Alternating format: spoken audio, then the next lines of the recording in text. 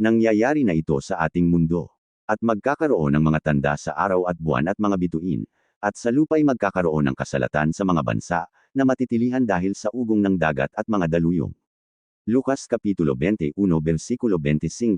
Sapagkat magsisitindig ang bansa laban sa bansa, at ang kaharian laban sa kaharian, at magkakagutom at lilandol sa iba't ibang dako.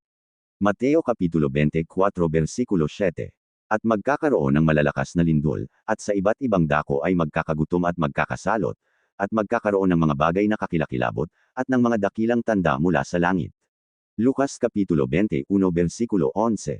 Siya'y dadalawin ng Panginoon ng mga hukbo sa pamamagitan ng kulog, at ng lindol, at ng malaking kaingay, ng ipoypo at bagyo, at ng liyab ng mamumugnaw na apoy.